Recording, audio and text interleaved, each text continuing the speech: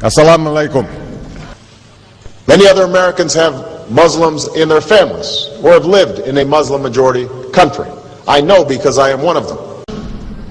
But my father came from a Kenyan family that includes generations of Muslims.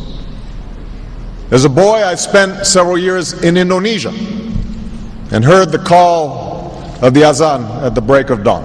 I have known Islam on 3 continents before coming to the region where it was first revealed. That experience guides my conviction. You're absolutely right that John McCain has not talked about my Muslim faith.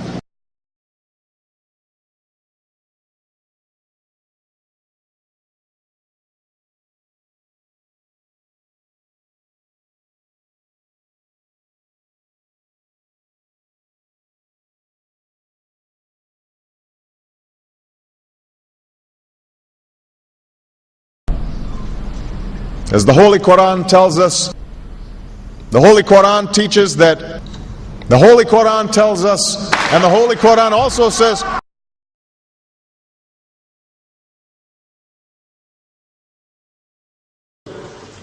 we will convey our deep appreciation for the Islamic faith, which has done so much over the centuries to shape the world. I would like to speak directly to the people and leaders of the Islamic Republic of Iran. Your great and celebrated culture. Over many centuries, your art, your music, literature, and innovation have made the world a better and more beautiful place. We know that you are a great civilization, and your accomplishments have earned the respect of the United States and the world. I also know civilization's debt to Islam. It was Islam at places like Uluzar that carried the light of learning through so many centuries, paving the way for Europe's Renaissance and Enlightenment. It was innovation in Muslim communities that developed the order of algebra, our magnetic compass and tools of navigation, our mastery of pens and printing, our understanding of how disease spreads and how it can be healed. Islamic culture has given us majestic arches and soaring spires, timeless poetry and cherished music, elegant calligraphy, and places of peaceful contemplation. They have fought in our wars, they have served in our government, they have stood for civil rights, they have started businesses, they have taught at our universities, they've excelled in our sports arenas, they've won Nobel Prizes, built our tallest building, and lit the Olympic torch. And when the first Muslim American was recently elected to Congress, he took the oath to defend our Constitution using the same Holy Quran. In ancient times and in our times, Muslim communities have been at the forefront of innovation and education.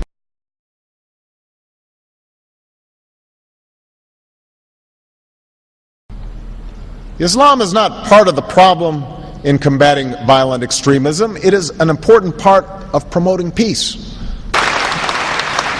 The enduring faith of over 1 billion people is so much bigger than the narrow hatred of a few.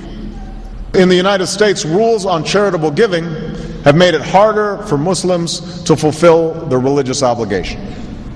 That's why I'm committed to working with American Muslims to ensure that they can fulfill zakat. It is important for Western countries to avoid impeding Muslim citizens from practicing religion as they see fit. And I consider it part of my responsibility as President of the United States to fight against negative stereotypes of Islam wherever they appear.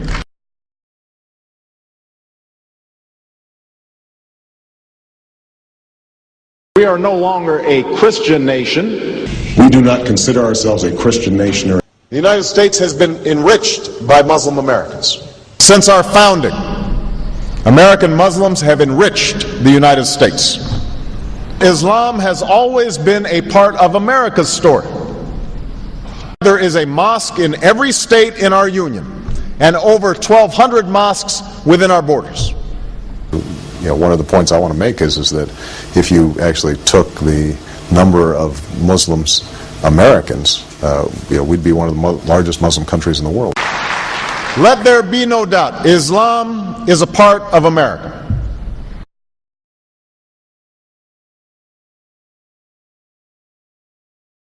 He did bow to the Muslim king, while he did not do it to the British Queen of England. And by bowing, he showed the world that I am subservient. I do bow down to you as a Muslim king, something no other president has done with Saudi Arabia.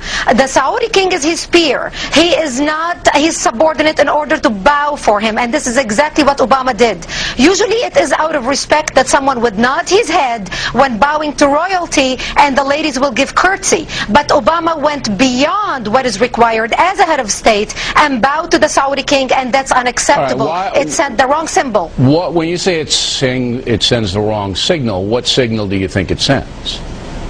It sent a message that Islam is superior to any other master or king or president in the world, that an American president bowed to a Muslim king. It also sent a message that terrorism and jihadism is giving Islam the respect it should have on the world stage, to the point that it made an American president, for the first time in history, bow to a Muslim king.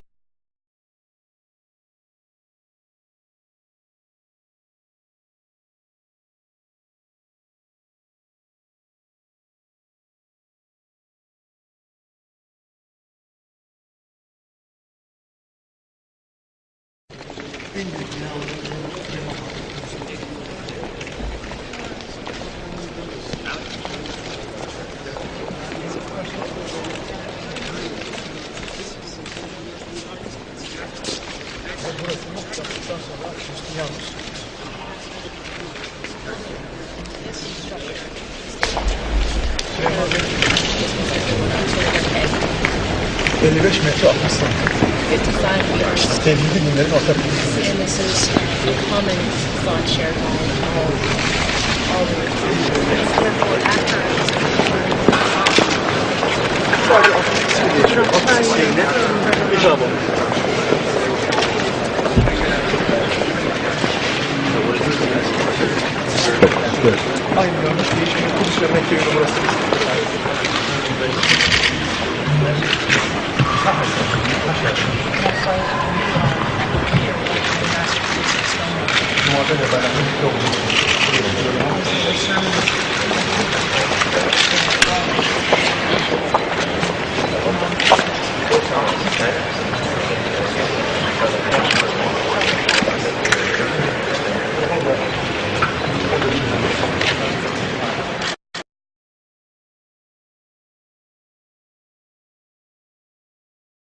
Presidential candidate Barack Obama is trying to change political fashion. He gave a speech in Iowa City today, and he wasn't wearing an American flag pin. Those pins have become synonymous with politicians since 9/11. Obama says he doesn't like how the pin has come to represent patriotism in America.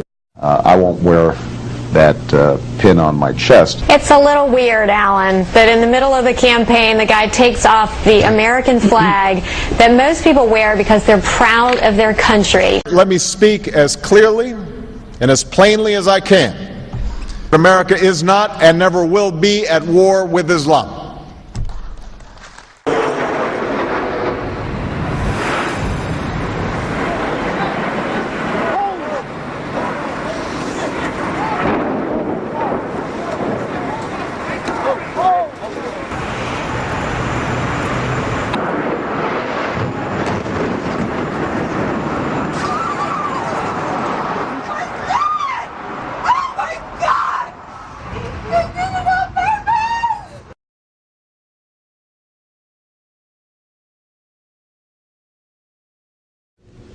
Thank you.